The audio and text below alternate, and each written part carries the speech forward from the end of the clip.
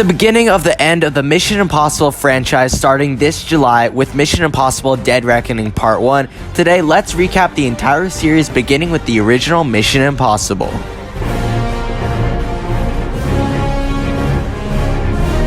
The original Mission Impossible, released in 1996, introduces us to Tom Cruise's Ethan Hunt, a new and young agent of the US government agency known as the IMF, aka the Impossible Mission Forces. The agents of IMF are meant to do secret and dangerous missions in small or large teams. On one of Ethan's missions, his entire team is killed, including his own mentor, Jim Phelps. Unfortunately, due to Ethan being the only one to have survived, the leader of IMF, known as Kittredge, assumed that Ethan killed his crew. To clear his name, he ends up getting help from friend Luther Stickle, who will stay around for later movies, arms dealer Max, and Franz Krieger. Eventually, after lots of missions and discoveries, including this famous scene, Ethan and his team find out that Jim faked his own death and was planning to steal IMF classified documents, sell them for lots of money, retire, and then let Ethan take the fall. We also find out that Max and Franz were working with Jim. Concluding the film is a huge action scene where Ethan kills Jim and Franz, returns the classified documents to IMF, and finally clears his name. Mission Impossible 2, released in 2000, begins with Ethan Hunt enjoying his vacation with actual rock climbing. Yeah, that's right. Just the first and one of the many crazy stunts that Tom Cruise does as Ethan Hunt in the Mission Impossible franchise. Ethan is then contacted by the IMF and is tasked with stopping a super virus from being released into the world by worldwide terrorist Sean Ambrose. This super virus could kill huge portions of the population. Sean and his team have a huge supply of the antidote to this virus and are expecting to gain large amounts of money from the people affected. With the help from Luther and Nia Nordhoff Hall, Ethan defeats Sean, and the film concludes with a very Hollywood fistfight between Ethan and Sean. Mission Impossible 3, released in 2006, kind of acted as sort of a soft reboot for the Mission Impossible franchise. We begin with Ethan Hunt, who is now engaged to a woman named Julia Mead. Due to this, he's left the IMF as an agent, but is now training new IMF recruits and has kept his past life a secret to Julia. One of Ethan's closest students, Lindsay Ferris, is captured, so Ethan agrees to help save her and lies to Julia about where he's going. Ethan and his team save Lindsay, but just as they're about to escape, a computer chip that was implanted in her brain goes off, killing Lindsay. Ethan is then stuck on getting revenge on the man who killed her, known as Owen Davian. Benji Dunn is also introduced in this movie, and he ends up being a major character in the other movies, but in this one, he's more like the guy in the chair, for any Spider-Man fans out there. Hey, can I be your guy in the chair? What? Ethan and his team, including Luther and Benji, devise a plan to get Owen, but are ambushed and Owen escapes. Owen then kidnaps Ethan's wife, Julia, and she is thought to be killed, but is shown to have been a decoy. Ethan then rescues Julia and Owen is killed. Ethan also uncovers a mole in IMF and brings him down. Ethan then explains things to Julia, but this movie does not end with the happiest of endings. Mission Impossible Ghost Protocol, aka Mission Impossible 4, released in 2011, begins with Ethan Hunt realizing that Julia will never be safe in his line of work, so he fakes her death and the two sadly separate. Ethan is then given another mission that involves him breaking into the Kremlin, which is just a super fortified complex in Moscow, Russia, to gain knowledge about someone known as Kurt Hendricks, who is dangerous as he desires to obtain a nuclear weapon. Once Ethan leaves, the Kremlin is blown up, and due to Ethan being the only one present, he and the IMF are assumed to have caused the explosion. Feels kinda similar, huh?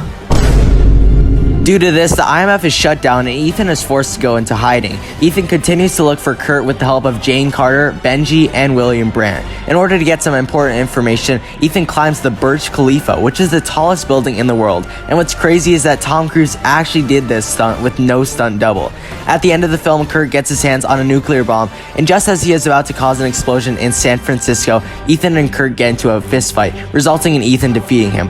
At the very last second, Ethan stops the nuke from going off, clearing his name and restoring the IMF. Ethan and his team then begin to investigate a new criminal organization known as the Syndicate, and Ethan's old fiancée Julia even makes a small appearance at the end of the film. Mission Impossible Rogue Nation, aka Mission Impossible 5, released in 2015, begins with an awesome airplane sequence with a great Tom Cruise stunt, setting up a great movie. Ethan is then sent on yet another mission by the IMF, but then realizes that was actually a trap set up by the Syndicate. Ethan is locked in the room where he heard the message and helplessly watches as an IMF agent is killed by Syndicate leader Solomon Lane.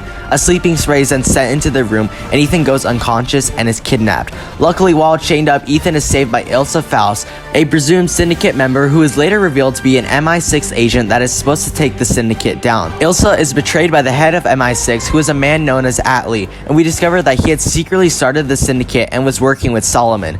Together, Ethan, Ilsa, Benji, Luther, Alan Hunley, and William Brandt bring down the syndicate and capture both Atlee and Solomon, but do not kill them. Mission Impossible Fallout, aka Mission Impossible 6, begins with Ethan Hunt as he is having nightmares of him marrying his previous fiancée Julia, but both of them being killed by his old enemy Solomon Lane. In the real world, the last few of the destroyed syndicate have created a new terrorist organization known as the Apostles. The Apostles are hired by a man known as John Lark to secure 3 plutonium cores that will later be used for 3 nuclear bombs. The Apostles steal the plutonium cores from Ethan and his team, leading CIA Director Erica Sloan to assign a man named August Walker to work with Ethan and retrieve the cores. Together, they go through lots of tasks to find these cores and even run into returning character Ilsa Faust. They then retrieve all 3 cores and get to an underground safe house. Later, Ethan and his team, consisting of Benji, Ilsa, Luther, and Alan, find out that August Walker is actually John Lark and has been using them for the cores. August kills Alan, and after an awesome chase scene between him and Ethan, August escapes in a helicopter with all 3 cores along with Solomon Lane. August threatens Ethan that he will kill his ex-fiancée Julia if Ethan follows him.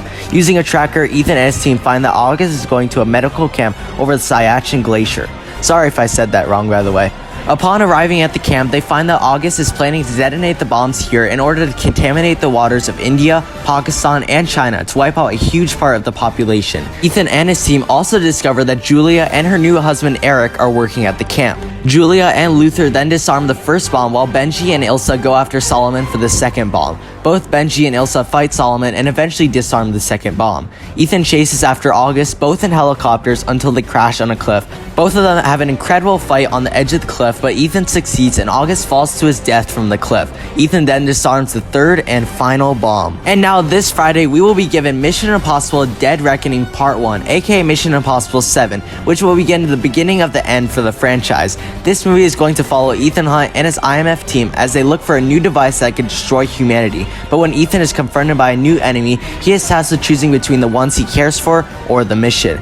This movie has gotten some great early critic reactions, so I'm super excited for it. Well, thank you all for watching our recap of all the Mission Impossible movies. If you enjoyed, please consider leaving a like and subscribing, and we hope you all enjoy Mission Impossible Dead Reckoning Part 1 this Friday.